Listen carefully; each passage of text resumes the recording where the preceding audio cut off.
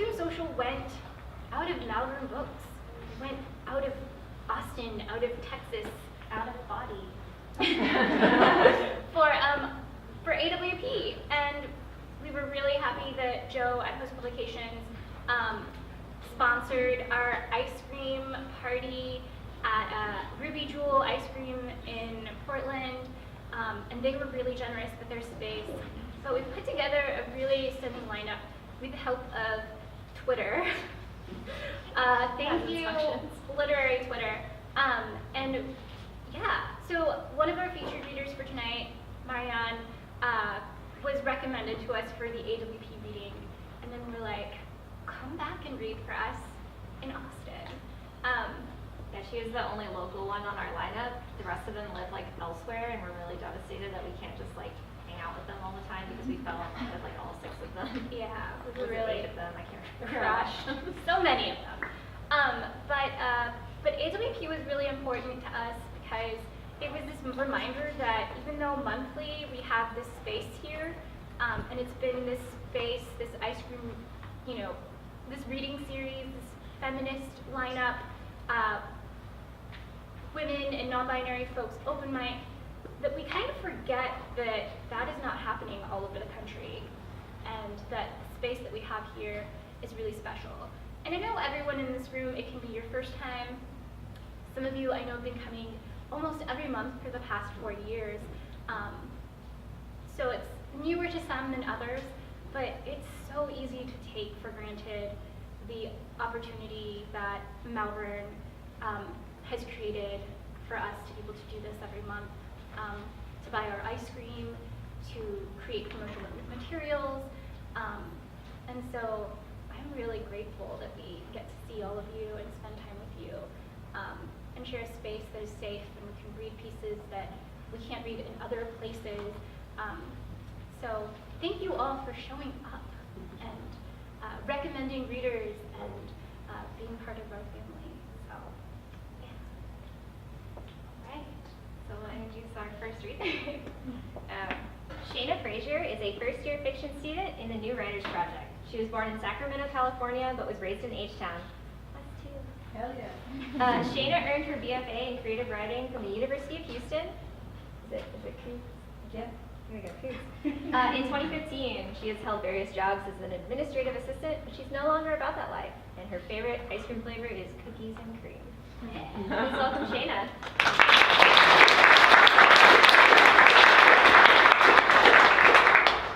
Thank you, Ice Cream Social, for having me. Thank you, Marianne, for reaching out to me.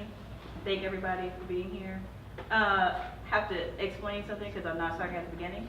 So this is a story about a goblin who comes to America and ends up with a slave, and their descendant becomes a member of the Bloods.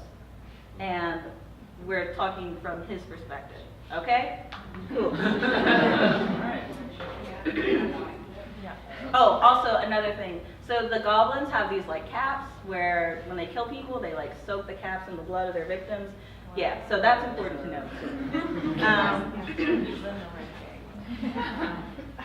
My daddy always said that the cap would come to me whenever the time was right.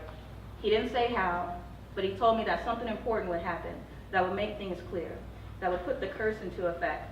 And no matter how much I fought against it, somehow the curse would get its due. He said that was just the truth for people like us. And at the time, I didn't really know what that meant, since I didn't really know what kind of people we were. As I said before, I got the cap when I was 12, the day LAPD stopped me and my friends on the way home from school. I remember walking past the park with Hakeem and Darius and just staring at the court. The day was already fucked up since Principal Stafford took Hakeem's basketball away because that nigga was failing math and shit. It was even worse because Ms. Joyce, Hakeem's mama, was the one that told the principal to take it since beating his ass wasn't doing the trick. Principal Stafford was just adding insult to motherfucking injury when he told Keem, if you knew your way around these math problems the way you knew your way around a ball, you might get somewhere in life. Damn, Keem, Darius said as we left school empty-handed. Why the fuck you ain't do your homework, old stupid ass? Nigga, shut up, Hakeem said. I did do my homework. I told Miss Price I didn't understand how to divide no damn fractions, but that bitch said I wasn't trying. That's why I didn't get it. You probably weren't trying, nigga, Darius said back. It ain't that hard. If it ain't that hard, then why you ain't helping then? I asked, pulling some gum from my pocket. Hakeem turned to Darius and raised his hands like, yeah, how come you ain't help me? Nigga, ain't nobody even talking to you, Darius fired back at me, snatching my gun. Besides, I ain't got time to help his stupid ass. This nigga like Forrest Gump stupid. No, I'm not, Hakeem yelled, getting in Darius's face. Man, nigga, what are you gonna do? It ain't my fault you lost your basketball because you stupid, Darius said, trying to look tough. It ain't my fault your mama too broke to get you your own basketball. Nigga, shut the fuck up. Your mama's on food stamps. Your mama got Section 8. The two of them carried on like this for a few seconds until they started shoving each other. Man, both of you niggas need to shut up. All our mamas is on fucking welfare. We all live in the same fucking apartment, stupid asses, I said, pulling them apart. They backed off each other as we walked further past the park, not even hanging around to see if we can get in on someone else's game. We didn't even bother since we knew that the high school niggas never shared with the middle school kids. Yo, but for real, Keem, if you need help with your math homework, you know me and Ma will help you. Yeah, I know. But don't say I ain't trying. It's just the numbers. They don't always be making sense, man, Hakeem said. I remember how sad his face looked. It was like he said, the nigga was trying, but he just couldn't make no sense of it. Hey, don't worry about it, man. You'll figure it out. If you want, I'll ask my mama if you can stay the night, and we'll work on it over the weekend or something. For real, man, can we play your Sega too? I mean, after I figure out the math and shit, Hakeem said, brightening up. Yeah, but you know moms will let me go outside or play the game until after I read for an hour, so you're gonna have to read a book too. He mumbled, not paying any mind what I said. I'm for real, Keem. You can't do none of that fake reading shit where you just look at the words and flip the pages. She's gonna ask you about the book and she'll know if you're lying. Yeah, sure, man, whatever. I'm just trying to play Sonic. I'm gonna play with my boy Knuckles and smoke your ass. How you gonna smoke me on my own game? I said to him, laughing. We were coming up on Kim's corner store now, at the corner of Normandy and MLK. You'll see, nigga, Hakeem said, practicing with an imaginary controller. You wanna come over too, Darius? I can ask my mama to ask yours. Man, you two niggas is gay having sleepovers and shit at 12 years old. We about to be grown. Nigga, you ain't grown. Yeah, nigga, you still share a bed with your little brother, Hakeem said, laughing. Darius came from a real big family. His mama had 7 kids and he was the middle child. I knew that my mama didn't really like having my friends stay the night over our house all the time. But shit, she would rather them come to our house and let me go to theirs, especially Darius's house. All them damn kids she got around there, and on top of that, she have a new boyfriend every month. I'll be damned if I let my child go into no motherfucking house like that, she said to my auntie Janice on the phone one day. I knew since then that going over to Darius's house was out of the question. But with that said, she even felt bad for Darius. He got it worse since he was the middle child. It was his job to take care of his little brother and sisters when his mom was working or busy with her new boyfriend and his older brothers were gone. Staying over at our house gave him a break from having to be responsible for anyone else but himself, even if it was just for a little while. Well, I'm gonna ask my mama to ask your mama anyway, and you should just come if you want, I said, making the choice his. Yeah, we'll see, nigga. Let's stop by Kim's, Hakeem said. I wanna buy some chips. All right, but let's hurry up, Darius said. I wanna be the first one to get in the tub today. If I go late, then all the hot water will be gone. All right, nigga, chill. We'll get home in time for you to bathe with some actual soap, Hakeem said, opening the door. Darius nailed him in the arm on the way in. Don't come in here with that bullshit, Miss Kim yelled from behind the counter. Sorry, Miss Kim, we said. Miss Kim and her husband, Mr. Kim, had been in South Central LA since they fled to America during the Korean War. At least that's what my mama said my daddy told her. I believed him. They seemed like they didn't belong here, and they made it clear that they didn't want to belong anywhere we belong. When they cussed and called us niggas, there was something unnatural about it. There was always this way the words left their mouths from high behind their plexiglass counters, looking down at us the entire time. That made me feel as if they said the words because we said them, but they didn't mean them in the way that we meant them. We knew the drill coming in. Whenever we were at Kim's place, we got in and got out. If you took too long trying to make up your mind, you would be told to get the hell out. If you took too long getting your money out of your pocket, you would be told to get the hell out. Whoever was working that day, Miss Kim or Mr. Kim, it didn't matter, would always watch you until you left out the store. As a kid, I hated that shit, but now I get it. Ain't no human being just gonna let you take what's theirs. We went around the aisles in a line until we got to the chip aisle. After years of coming here, we knew it was better to stay close. but anybody not buying shit needed to stand way back from the rack. We always had to work hard to make it look like we weren't stealing, even when we really weren't. When we got to the chips, Hakeem was standing there with his finger out, as if it had a laser pointer or something. Yo, Keem, I thought you knew what you wanted before we got in here, man, Darius whispered to him, getting pissed off. Yeah, I did, but that was before I realized I didn't have any Funyuns, Hakeem said, still moving his hand as if he were trying to put a finger on what he wanted. Well, can you just hurry the hell up, man? I said to him. I could feel Miss Kim's eyes on us, and knew that we were about to get our asses kicked out. All right, chill, Hakeem said, picking up a bag of hot Cheetos. We went to the counter, Hakeem the only one tall enough to actually see over the edge without being on his tiptoes. He was 5'9" in the 7th grade. The nigga should have went pro. My short ass was 4'11" and had no hope save for my mama's side of the family, since my daddy was only 5 feet and, well, Grandpa Clear was a full-blooded goblin, so he didn't have no choice but to be 30 cents, Miss Kim barked. Hakeem passed her $1. She picked it up and put it towards the light. She held it there for a while, too long. When she made up her mind that it was real, she opened the register and dug out 70 cents. Okay, go on, go, she said, waving her hand at us. Thank you, Miss Kim, Hakeem said, and I didn't understand why. She didn't deserve it, but Hakeem's parents were immigrants too, and they raised him to be respectful and sound grateful to all adults, no matter what. They said to him that kindness and gratitude went a long way, or some shit like that. I didn't agree then, and I sure as hell don't now. Blame it on the red cap in me or whatever, but I ain't the kind of nigga to do no fake shit in hopes that it gets me somewhere. It ain't in my blood to do that. They say respect is earned, not given. I don't even believe that. The reality is, motherfuckers are gonna do and say whatever they want until you show them they can't. Grandma Louisa and them slave masters is a prime example of people doing fucked up shit to each other for no other reason than the fact that they can get away with it. A nigga don't give no one on this earth no undue kindness. If it don't benefit me, then it ain't for me. We left not even much worried about how Miss Kim's eyes followed us all around the store, or how she held that $1 to the light too long, or the way she sent us out without even saying, thank you, come again. We went to the store all the time, and she ain't never said a nice thing to us no matter how much we spent, even though that store was the way her family ate, and her kids went to school on the good side of town, and her people could afford to buy a house, unlike the way our mamas rented apartments overrun with roaches. Do I still have time? Should I keep going? I can. No worries. I have 2 minutes left? Yeah, you've got a couple minutes left. Cool, I will read one more paragraph. Okay. We were going down Normandy, walking and playing around when we heard the sirens going off behind us. They were on us before we could even turn around and make them out. We were only 4 blocks away from our apartments when they told us to stop. We were right outside of the candy lady's house, Miss Maxine's. Our dumbasses came to a full stop, no question.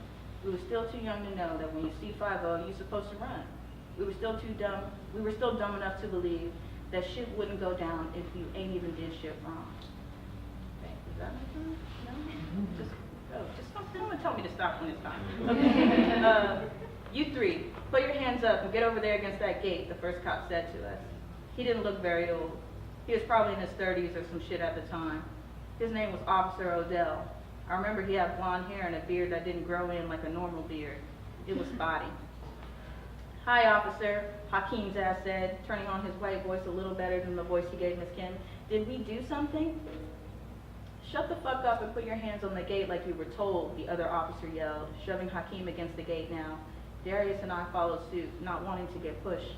Where are the 3 of you coming from? Officer Odell said to us from behind. The other officer, Officer Herman, had come around the gate and was now standing in Miss Maxine's yard staring at us. We were just coming from Kim's, Darius said, his hands up, his eyes down. And who the fuck is Kim?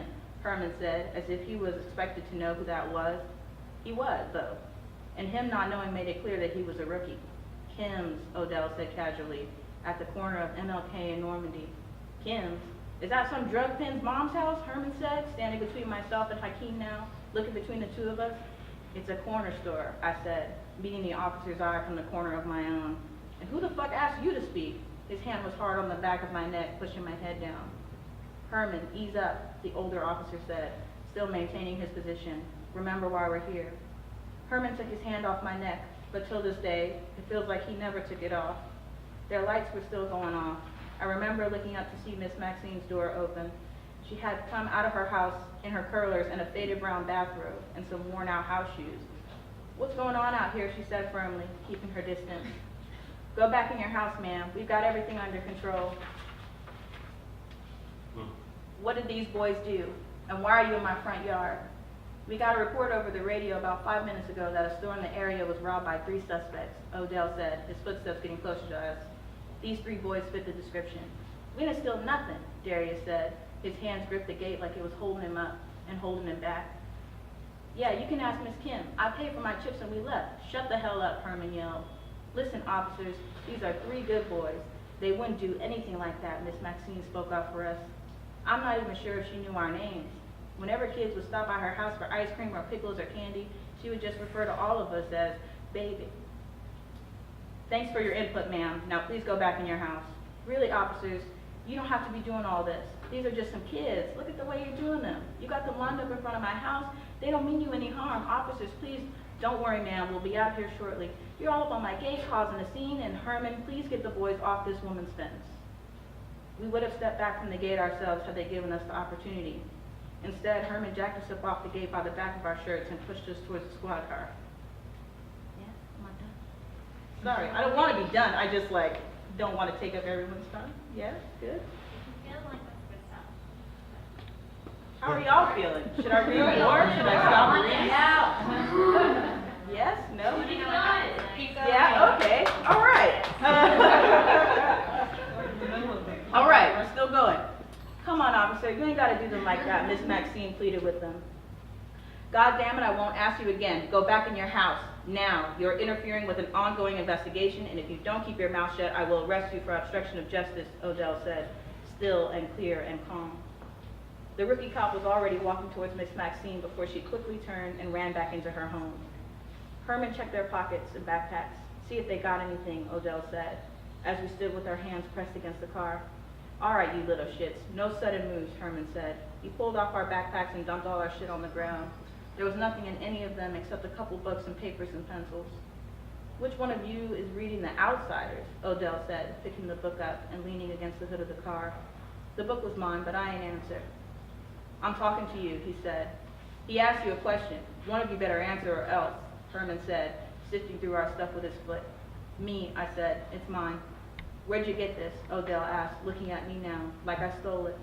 "The library at school," I said, not looking at him. "Huh?" he said, before throwing it back to the ground. "All right, that's good, Herman. Now, check their pockets." He started with me first. All that he found was some empty gum wrappers and my house key.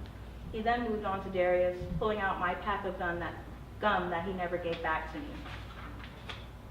"Well, what's this?" he said, looking at the pack. "Where did you get this?" "Did you steal it from Ken's?" "Kim's," Odell corrected, not even looking at the gum, still staring at me. "Yeah, Kim's," Herman said. "There's no money in your pocket, so you must have taken it." "No, officer," Darius said, keeping his head down. "I didn't take it." "Then where'd you get it?" he asked. Right up in Darius's face now. Darius looked to me. "It's mine," I said. "So you stole it then," Odell said. "No, I didn't." "You didn't have any money in your pocket, right, Herman?" "Yeah," Odell said, looking over to the rookie. "Nope, then you must have taken it." "No, I brought it from home," I said. If they weren't up on the car, my hands would have been shaking. "Bullshit," Herman said. "I brought it from home, officer." "Yeah, fucking right. If you don't have any money, then you must have stole it." "No, officer, look, we didn't take it. I have crack." He doesn't have crack. It's like a crack sound. Okay, sorry guys. Hakeem was on the ground yelling and holding his knee before me and Darius could even figure out what went down. "Keep your hands where I can fucking see them," Herman yelled, holding his baton over his head, ready to bash Keem's skull in at any second. "Shit, Herman," Odell said, pushing off the car. "Sir, I thought he was reaching for a weapon. He was digging in his pockets," the rookie officer said, not lowering his hand, still showing that he was afraid of a little 12-year-old boy. "Put your hands back on the car and leave them there, the both of you." We did as we were told. The way that Hakeem was screaming that day ain't never left me. It was loud and slow, like the way the ambulance sounds in the movies when they get there too damn late. He screamed like he knew what they took from him before he even knew. I remember the way Darius was crying. He was silent the whole time, even though his mouth was open, like he was holding in the sound. It reminded me of the way my mama, all our mamas, said to us after beating our asses, "Shut up before I give you something to cry about." I remember how hard I clenched my fist against that car, my nails making my hands bloody, and how all I wanted in that moment was for them fucking cops to be crying and yelling and bleeding instead. I'm gonna stop there.